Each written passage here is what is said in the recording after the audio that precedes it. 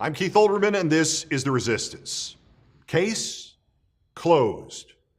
Lost in the laugh-out-loud funny statement to the Senate Intelligence Committee from Jared Kushner. Lost in the understandable confusion over Trump's plaintive cry for protection from the Republican Party. Who are they supposed to protect him from? Putin? Lost during the understandable anxiety about what Trump will do next. 4 titanic facts have now emerged. Their importance cannot be overstated. The conclusion they lead to cannot be avoided. We have all been right all this time. The essence of the conspiracy case against Donald Trump, his presidential campaign, his presidential administration, and the government of Russia has, for all intents and purposes, been proven.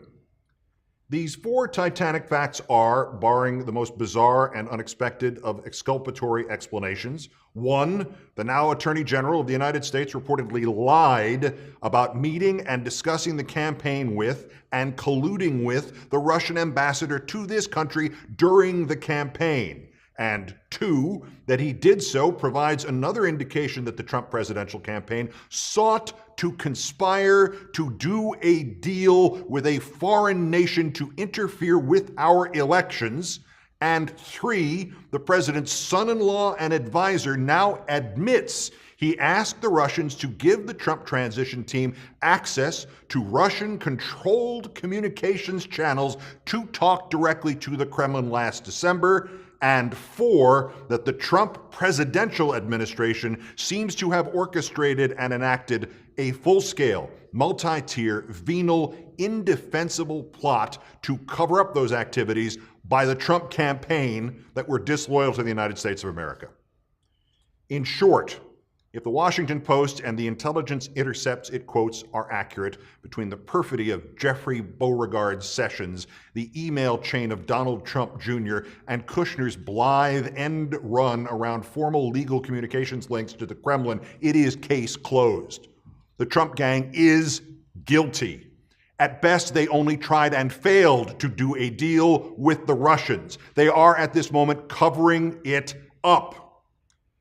The machinery of the law and the government and the loyal citizens of the United States need to be removing them, all of them, from the White House, and need to be removing those who are defending them and placing party before country, all of them, from any position of authority in any branch of government, local or national, and this needs to be done immediately.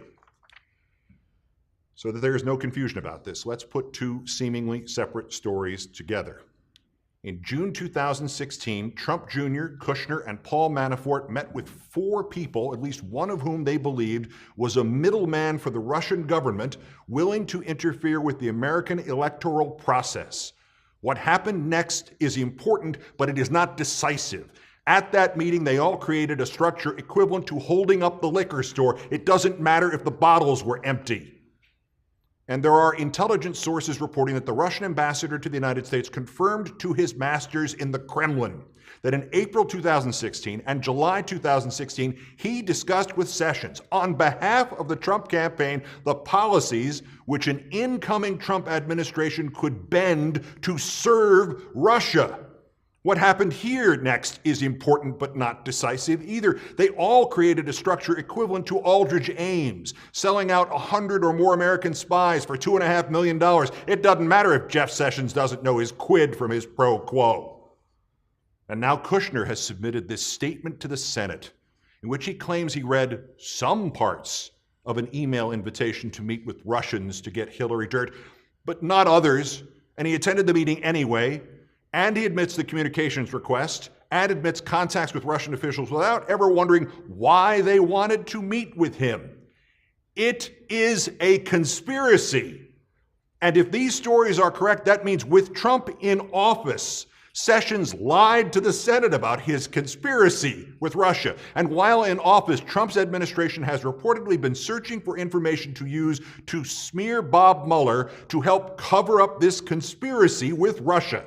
And while in office, Trump fired Comey to cover up this conspiracy with Russia. And while in office, Trump reportedly personally signed off on Trump Jr.'s untrue statement about this conspiracy with Russia.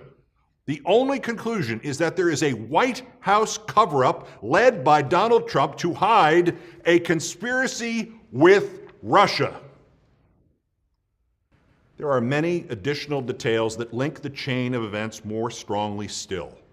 Trump's ad-lib promise of a speech about Russian dirt on Hillary Clinton, 3 hours after his son confirmed that meeting.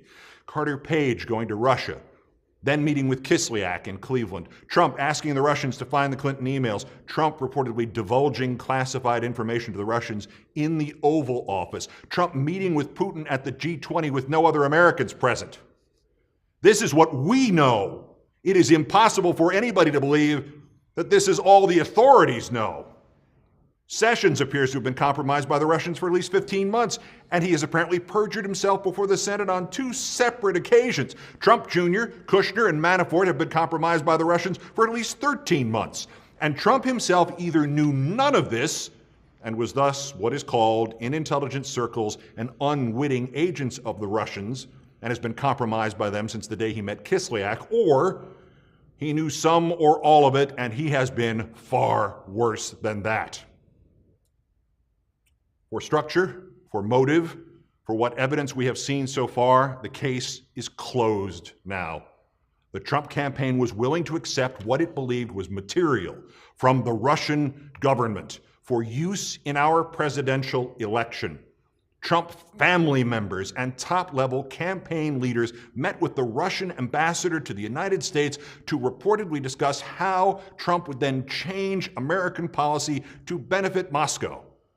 Candidate Trump urged the Russians to hack the computers of his opponent, and the computers of her party were already being hacked.